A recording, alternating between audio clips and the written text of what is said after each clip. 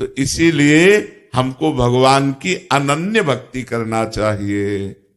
किसी एक भगवान को पकड़ लो, भगवान बहुत नहीं, तत्व में एक ही भगवान है, अवतार में, रूप में, लीला में अनेक रूप धारण किए हुए हैं, और ये सब संसार रूप भी भगवान ही है। तो हमें एक रूप भगवान का पकड़ना चाहिए कि जैसे गोस्वामी तुलसीदास जी कहते, बने तो रघुवर ते बने और बिगड़े तो भरपूर, तुलसी औरन ते बने ता बनवे पे धूर।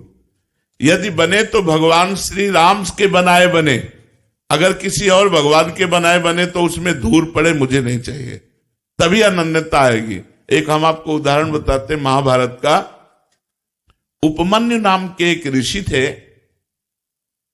उनके पिता, पहले ऋषि मुनि सब जंगल में वास करते थे गृहस्थ होते हुए भी, तो वो कभी किसी से दान नहीं लेते थे। तो एक दिन उपमन्यु जी उस ऋषि के घर गए बालकों के साथ खेलते हुए, जिनके जजमान थे, तो वहां उनको सुंदर दूध पीने को मिला, जो कभी जीवन में नहीं मिला था, क्योंकि जंगली फल मूल से गुजारा करने वाले ऋषि थे।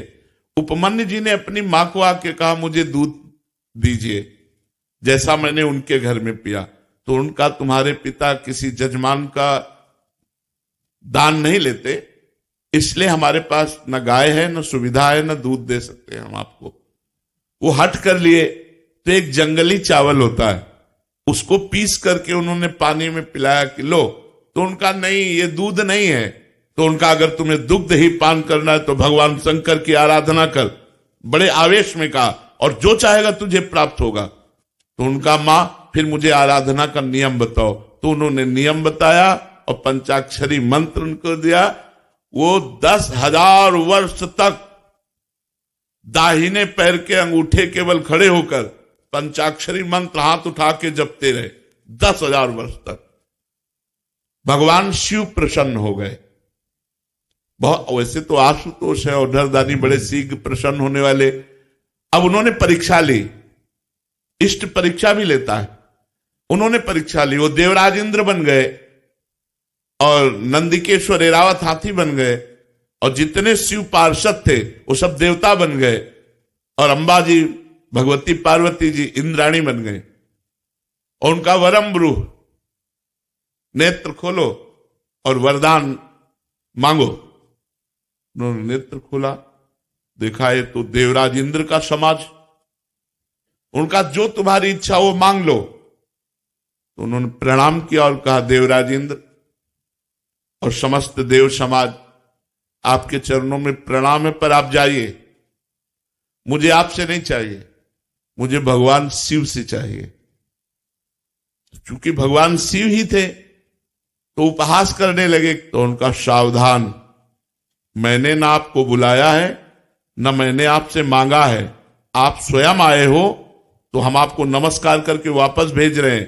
पर यदि आप हमारे इष्ट की निंदा करेंगे तो आप ऐसा न समझिए, हमारे इष्ट के मंत्र में इतनी ताकत है कि मैं एरावत सहित तुम्हें अभी भस्म कर दूंगा। अब चूंकि भगवान शिव थे तो डरने वाले तो थे नहीं, फिर उपहास करने लगे शिव का। तो एक अघोर मंत्र है भगवान शिव का। हम लोग जब संन्यास मार्ग में थे तो उस मंत्र का परिचय हमें प्राप्त है। अगर ये सिद्ध हो जाए तो जो चाहे वो सो कर सकता है। तो उन्होंने तुरंत हाथ में जल लिया। जो ही अघोर मंत्र का संधान किया तो नंदिकेश्वर प्रकट हो गए और उस जल को रोक लिया और कहा, इष्ट मंत्र से इष्ट पर प्रहार करते हो।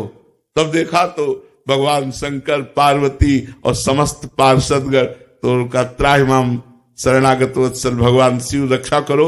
हमने तो देवराज इंद्र समझकर प्रहार किया। बोले, नहीं वत्स, मैं तुम्हारी परीक्षा लेने आया था कि देखें तुम एकनिष्ठ हो या केवल अपनी चाह पूर्ति करने वाले, जैसे आपने प्रश्न किया। अब बोलो क्या चाहते हो। तो उनका, जो हमारी कामना थी उसकी पूर्ति होनी चाहिए। तो उनका, क्षीर समुद्र से, जिसमें भगवान शयन करते हैं, उस क्षीर समुद्र से रोज तुम्हें दुग्ध आएगा, और अजरश्चैव अमरश्चैव, और जब तुम हमें याद करोगे मैं प्रकट हो जाऊंगा। तो अनन्य निष्ठा से ही वस्तु की प्राप्ति होती है।